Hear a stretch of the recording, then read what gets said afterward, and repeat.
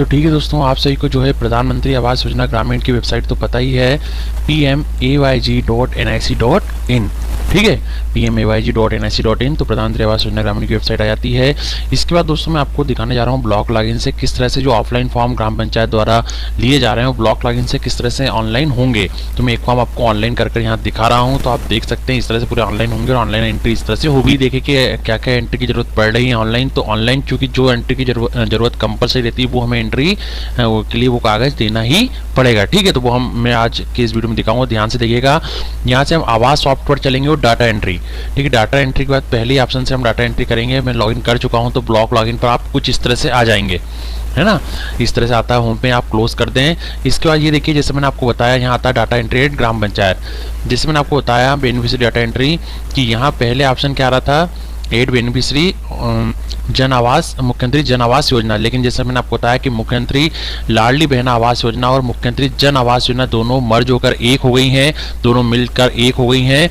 तो इसलिए अब इसमें केवल ऑप्शन आ रहा है एड बेनिफिशियरी मुख्यमंत्री लाडली बहना आवास योजना। ठीक है, तो इसके अंतर्गत मैंने पहले बता दिया है कि हर व्यक्ति आवेदन कर सकते हैं। मुख्यमंत्री लाडली बहना वाली आवेदिका भी कर सकती हैं और आम नागरिक भी जो पात्रता की श्रेणी में आते हैं वो आवेदन कर सकते हैं। पूरी गाइडलाइन मैंने पहले बता दी है।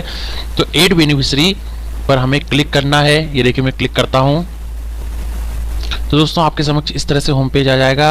आप चूंकि मध्य प्रदेश में भी लागू है तो मध्य प्रदेश और आपका डिस्ट्रिक्ट जिला जो है वो एड बेनिफिशियरी जाएगा। ब्लॉक आपका बाय डिफॉल्ट जिससे लॉगिन किया आपने ब्लॉक लॉगिन से वो दिखेगा। पंचायत यहाँ पर आपको सेलेक्ट करनी है, सारी पंचायत दिखेंगी, अल्फाबेट से जमी हुई है, तो आप अपनी पंचायत सेलेक्ट कर लें यहाँ पर। इससे कुछ क्षणों का इंतजार करें, फिर विलेज आएगा। तो विलेज जितने गाँव हैं आपकी पंचायत में 3 है, 3 गाँव दिखेंगे, तो गाँव का सेलेक्ट कर लें। यहाँ पर गाँव को सेलेक्ट कर लें। फाइनेंशियल ईयर वित्तीय वर्ष 2023-24 ही दिखेगा।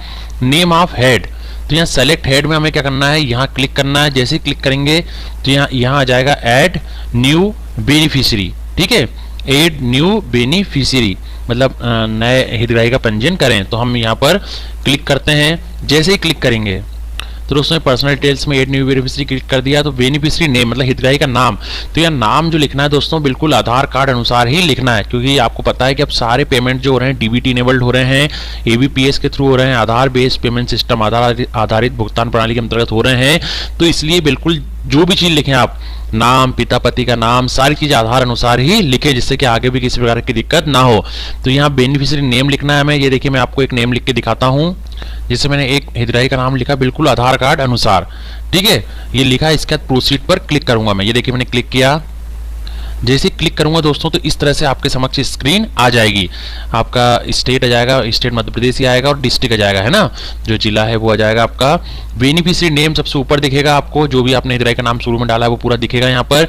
इसके बाद स्कीम नेम हमें सेलेक्ट करना, तो स्कीम नेम पर हम सेलेक्ट स्कीम पर यहाँ क्लिक कर देंगे। ये देखिए मैंने क्लिक करा तो कौन सी स्कीम आएगी, केवल एक ही आएगी, मुख्यमंत्री लाडली बहना आवास योजना। ठीक है, तो ये दोनों मैंने जैसा बता दिया कि मुख्यमंत्री लाडली बहना आवास योजना ही हो गई है अब, मुख्यमंत्री जन आवास योजना और लाडली बहना आवास दोनों मिलकर।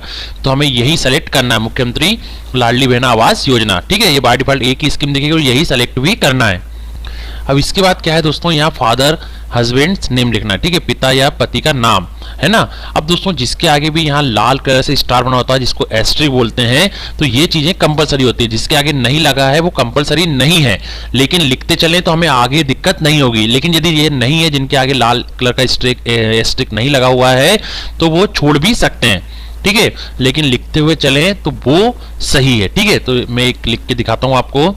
तो मैंने लिख दिया है, पिताजी का नाम भी बिल्कुल आधार कार्ड अनुसार ही आप लिखें। ठीक है, जो यदि मान लीजिए कहीं लग रहा है आपको ए है या आई है या ई है, जैसा आधार कार्ड में लिखा है सेम वैसा ही लिखना है, उसमें हमको कोई संशोधन नहीं करना है। ठीक है, जेंडर मेल है तो मेल, यदि फीमेल है तो फीमेल पर क्लिक करना है, ट्रांसजेंडर है तो ट्रांसजेंडर पर क्लिक, तो मेल है तो मेल पर क्लिक। कैटेगरी, अब यह कैटेगरी बहुत इंपॉर्टेंट, तो दोस्तों यहाँ कैटेगरी जो है ये बहुत ही महत्वपूर्ण ऑप्शन है। तो यहाँ जैसे क्लिक करेंगे तो यहाँ कैटेगरी आएगी एसटी, एससी, ओबीसी या अदर। ठीक है, क्या क्या आएगा, एसटी अनुसूचित जनजाति, अनुसूचित जाति, अन्य पिछड़ा वर्ग और अदर, एसटी, एससी, ओबीसी और अदर। तो इनमें जो भी जाति के हैं उस पर आपको क्लिक करना है। ये मान लीजिए एससी के हैं तो एससी पर क्लिक किया। कास्ट, अब कास्ट यहाँ कंपलसरी नहीं है ना, जाति क्या है इनकी यदि लिखना है तो आप लिख सकते हैं, नहीं लिखना है तो कोई दिक्कत नहीं है। जहां स्ट्रिक लगा हुआ है लाल कलर से वहीं लिखना जरूरी है, यहाँ लिखना चाहें तो आप लिख सकते हैं। है ना, नहीं तो आप छोड़ भी सकते हैं। वेदर मिनोरिटी क्या अल्पसंख्यक है, अल्पसंख्यक की श्रेणी में है तो यस, नहीं तो नो। मान लीजिए नो है, अल्पसंख्यक नहीं है तो नो पर क्लिक कर दिया। इसके बाद डेट ऑफ बर्थ आपको लिखना है, तो आप लिख सकते हैं, इससे आगे आपको दिक्कत नहीं है, लेकिन ये भी कंपलसरी नहीं है क्योंकि लाल कलर का एस्ट्रिक, यहाँ जो स्टार है एस्ट्रिक बोर्ड नहीं बना हुआ है, इसलिए कंपलसरी नहीं है। Age at the time of survey, उम्र क्या है, ये भी कंपलसरी नहीं है, लेकिन लिखते जरूर चलें। हाउस अलॉटेड टू, किसको अलॉटेड हो रहा है, तो ज्वाइंट हस्बैंड एंड वाइफ, मतलब पति पत्नी दोनों को अलॉट हो रहा है, उनके नाम से पंजीयन हो रहा है, या मेन केवल आदमी के नाम, या सेल्फ जो मुखिया है उनके नाम। वुमेन मैरिड, विवाहित जो है महिला के नाम हो रहा है। वुमन अनमेरिड, वुमन विडो, ये तीनों ऑप्शन हमें सबसे ज्यादा किस में यूज होंगे, जो लाडली बहना है उनमें ज्यादा यूज होंगे। बाकी भी यूज कर सकते हैं, वुमेन मैरिड विवाहित महिला, वुमेन अनमेरिड अविवाहित महिला, वुमेन विडो है ना, विधवा महिला। तो जिसको भी दे रहे हैं, मान लीजिए वुमेन मैरिड को है ना, तो यहाँ वो क्लिक कर दिया, या जैसे अभी मेन को दे रहे हैं तो मेन क्लिक कर दिया। रीजन है ना, रीजियन, तो ये आएगा प्लेन, प्लेन ही लिख रहे हैं, इसको कुछ आपको नहीं करना है, सेलेक्ट सिंपल वो लिखा है एस्ट्रिक से, वैसे लिख रहे हैं। जॉब कार्ड नंबर, अब जॉब कार्ड नंबर है तो आपको डालना है, कंपलसरी बिल्कुल नहीं है, ठीक है। ये मैंने आपको बता ही दिया कॉन्सेप्ट, जहां लाल कलर का स्टार बना हुआ है एस्ट्रिक बना हुआ वो कंपलसरी है, जहां नहीं बना है वो कंपलसरी नहीं है।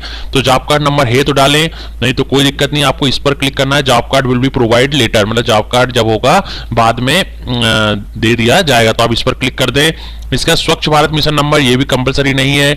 रजिस्ट्रेशन नंबर बाय डिफॉल्ट ये ले लेगा, जैसे यहाँ दिख रहा है MP43-003-14-001/MM LBAY176, इस तरह से आईडी बनेगी, मुख्यमंत्री लाडली बहना आवास योजना, और फिर जो नंबर रहेगा इस तरह से आपकी रजिस्ट्रेशन नंबर यहां से जनरेट होते रहेगा। ये बहुत महत्वपूर्ण है, बाय डिफॉल्ट ये जनरेट हो जाएगा, आपको करने की जरूरत नहीं है। परमानेंट IAY नंबर कोई है तो वो, नहीं तो इसमें कोई दिक्कत नहीं, आपको कुछ नहीं लिखना है। एड्रेस, एड्रेस आपकी ग्राम पंचायत का ही आ जाएगा, ये भी कंपलसरी नहीं है, लेकिन लिख दें। आधार नंबर दोस्तों यहाँ पर कंपलसरी है, 12 अंकों का आधार नंबर जो है आपको कंपलसरी है, आपको लिखना ही है, ठीक है। तो 12 अंकों का आधार नंबर यहाँ लिखना है। इसके बाद तो आधार नंबर दोस्तों यहाँ कंपलसरी है। नेम एज पर आधार नंबर है ना, जैसा मैंने बताया कि जैसा आधार नंबर में जैसा नाम है सेम वैसा वैसे लिखना है। कॉन्सेंट टेकन, मतलब जो सहमति पत्रक है, आधार का जो सहमति पत्र, हम पहले भी काम करते आए कि मैं आधार का उपयोग करने की सहमति देता हूं हितग्राही का, तो ये जरूर चेकबॉक्स करना है, कंपलसरी है, इसको चेकबॉक्स करना है कि हमने आधार का ऑफलाइन उनसे कॉन्सेंट ले लिया है कि आपका आधार यहाँ यूज किया जाएगा, ठीक है। मोबाइल नंबर, मोबाइल नंबर लिख दें, कंपलसरी नहीं है लेकिन लिख दें। सेक टिन नंबर, ये कोई जरूरी नहीं है, रहने दें। प्रियोरिटी कैटेगरी, कैटेगरी कौन सी है, तो यहाँ जैसे ही क्लिक करेंगे तो यहाँ कई सारी कैटेगरी आएगी। Free bonded labourer, households where a member is suffering from leprosy और कैंसर, ठीक है, ऐसे मुखिया जिनके यहाँ कोई लेप्रोसी या कैंसर से मेंबर जो सदस्य हैं वो जूझ रहे हैं। House hold with single girl child, मुखिया जिनकी केवल एक लड़की चाइल्ड के रूप में है, बच्चे के रूप में है।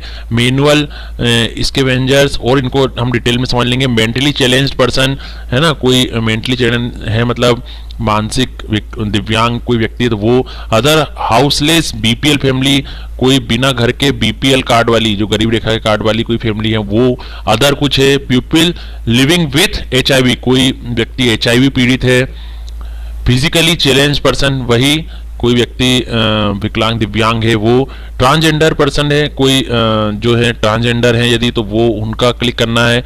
Window, family of members of force personal killed in action, कोई व्यक्ति, तो इसमें आ जाएगा विधवा महिला जिनके की फैमिली मेंबर जो है फोर्स में है ना लड़ते समय शहीद हुए वो। वुमन इन डिफरेंट सर्कमस्टेंसेस है ना, वुमन इन जो महिला है किसी भी परिस्थितियों में वो अविवाहित हो सकती हैं या विधवा हो सकती हैं, वो सब है ना। और नहीं तो आप सिंपल अदर पर क्लिक कर सकते हैं। प्रियोरिटी कैटेगरी, कोई इनमें से कैटेगरी है तो वो लिख दें, नहीं तो सिंपल अदर पर क्लिक कर दें। लाडली बहना रजिस्ट्रेशन नंबर, अब ये भी कंपलसरी नहीं है। क्यों कंपलसरी नहीं है? क्योंकि मैंने बताया आपको कि लाडली बहना आवास योजना जो लॉन्च हुई है ये मुख्यमंत्री जन आवास योजना के साथ मिल गई है ना। पहले मैंने आपको बताया कि 2 आवास योजना दोनों मिलकर एक हो गई है, तो यहाँ लाडली बहना रजिस्ट्रेशन नंबर मांग रहा है। यदि लाडली बहना आप हैं तो यहाँ पर रजिस्ट्रेशन नंबर लिखें लाडली बहना का, नहीं तो यहाँ कुछ भी लिखने की जरूरत नहीं है, ये कंपलसरी नहीं है, ठीक है। एस्ट्रिक नहीं लगा हुआ है लाल कलर से, तो ये कंपलसरी नहीं है। इसका साइट अलॉटेड बाय गवर्नमेंट, क्या जो साइट है मतलब जहां घर बनेगा क्या वो गवर्नमेंट द्वारा अलॉट किया गया है, शासन द्वारा अलॉट किया गया है? यदि शासन द्वारा कुछ दिया गई है जगह तो यस पर क्लिक करें, नहीं तो नो पर ही क्लिक कर रहने दें। मतलब आप अपनी घर में बना रहे हैं जहाँ जगह है वहीं पर, तो है ना। यस पर क्लिक करेंगे तो कुछ डिटेल भी मांगेगा वो, यस पर क्लिक करने के बाद। तो ठीक है दोस्तों, यदि आपने सॉर्ट अलॉटेड बाय गवर्नमेंट लिखा तो यस पर क्लिक किया, तो if number where site is indoors land of, है ना, इसमें सर्वे नंबर डालना पड़ेगा, जी आपको पट्टा ये मिला है, प्लॉट नंबर जो दिया है वो डालना पड़ेगा, आपके जो आपको पट्टा मिला उसमें से देख के। Extend of the house site कितने स्क्वायर फीट की दी है तो वो आपको यहाँ डालना पड़ेगा। तो दोस्तों यहाँ स्क्वायर यार्ड्स कितने मिले, स्क्वायर यार्ड्स कितने स्क्वायर फीट का वो आपको देना है। ग्राम पंचायत ऑफ साइट, है ना, तो कौन से ग्राम पंचायत मिला है वो लिखना पड़ेगा, और विलेज ऑफ साइट। ठीक है, तो ये आपको क्या है, ये देखिए ये आपको फिर सेलेक्ट कर लिखना पड़ेगा यदि पट्टे पे आप बना रहे हैं तो, है ना। विलेज ऑफ साइट उसके बाद आ जाएगा, ग्राम पंचायत में जो विलेज रहेंगे, यहाँ वो नहीं कंपलसरी नहीं है तो ठीक है ना। इसके बाद ये करना है, यदि आप अपने घर ही बना रहे हैं तो यहाँ नो पर क्लिक कर दें, आपको यस पर क्लिक करने की जरूरत नहीं है। इसके बाद यस या नो पर क्लिक करना जरूरी है क्योंकि लाल कलर से स्टार बना हुआ एस्ट्रिक है इसलिए जरूरी है ना। तो अब इफ नो, है ना, इफ नो, यदि हमने नो पर क्लिक करा तो क्या पूछ रहा है, whether site is land of, तो किसकी लैंड है, चारागाह की है या पोंड की है ना, तालाब की है, या कॉमन लैंड है, सिंपल लैंड है, या नो इनक्रोचमेंट लैंड। तो कॉमन लैंड है, सामान्य भूमि है, तो हम कॉमन लैंड पर क्लिक कर देंगे। ठीक है, नॉर्मली कॉमन लैंड पर ही क्लिक होगा। चारागाह भूमि है तो वो, तालाब पोंड की है तो भूमि वो, है ना। तो कॉमन लैंड सिंपल भूमि है तो उस पर क्लिक कर दिया। अब हमें ये कोई कंपलसरी नहीं है, survey number, plot number, extend of the house side in square yards, यदि पता है तो लिख दें, नहीं तो कोई जरूरी नहीं है, ये ना कंपलसरी नहीं है। अब इसके नीचे आ रहा है दोस्तों हाउस साइड डिटेल्स, तो अब इसमें लिखा हुआ है यहाँ same as NREGA job card, पूरी चीजें मतलब ये मेन अकाउंट नंबर की डिटेल है यहाँ पर, मतलब नरेगा जॉब कार्ड की तरह क्यों यहाँ पूछ लिया है, क्योंकि नरेगा का आपको पता ही है एबीपीएस के थ्रू आधार बेस्ड पेमेंट सिस्टम के अंतर्गत जो है डीबीटी इनेबल्ड खाते में पेमेंट होता है, तो हम same as NREGA job card कर सकते हैं। न्यू अकाउंट डिटेल्स है तो यहाँ सेट कर सकते हैं, यदि यहाँ क्लिक रहने दिया तो कोई दिक्कत नहीं, account details will be seeded later, मतलब अकाउंट डिटेल अभी कंपलसरी नहीं है। ठीक है, आधार नंबर कंपलसरी है लेकिन account details will be seeded later, मतलब बाद में भरी जा सकती है। ठीक है, यदि आप आधार कार्ड में जो आपके जो नरेगा जॉब कार्ड में जुड़ा है वही अकाउंट नंबर करना चाहते हैं तो यहाँ क्लिक कर दें। ये देखिए ये क्लिक कर दिया, लेकिन चूंकि अभी हमने आधार अभी जॉब कार्ड भी नहीं डाला है तो यहाँ एरर भी आ जाएगी, account details are not evident NREGA, kindly fill the details. ठीक है, तो जब तक हम जॉब कार्ड नहीं डालेंगे तब तक ये वाला ऑप्शन कार्य नहीं करेगा। न्यू अकाउंट डिटेल्स डालना चाहते हो तो यहाँ क्लिक कर दें और उसके बाद अकाउंट की जानकारी आ जाएगी। मैं पूरी चीज इसलिए बता रहा हूँ कि आपको जो भी सही लग रहा है उस तरह से जानकारी डालें। अकाउंट डिटेल्स आएगी, बैंक में खाता तो बैंक पर क्लिक कर दें, है ना। बैंक के बाद यहाँ बैंक टाइप आ जाएगा, commercial bank, cooperative bank, regional rural bank, है ना, तो अधिकतर कमर्शियल बैंक रहती हैं तो कमर्शियल बैंक पर क्लिक। इसके बाद बैंक नेम, जिस भी बैंक का है खाता, मान लीजिए बैंक ऑफ इंडिया का तो बैंक ऑफ इंडिया जो भी बैंक का है वो सेलेक्ट कर लें। ब्रांच नेम सेलेक्ट कर लें, यहाँ से जो भी ब्रांच आती है आपके यहाँ वो सेलेक्ट कर लें। इसके बाद अकाउंट नंबर आप लिख दें।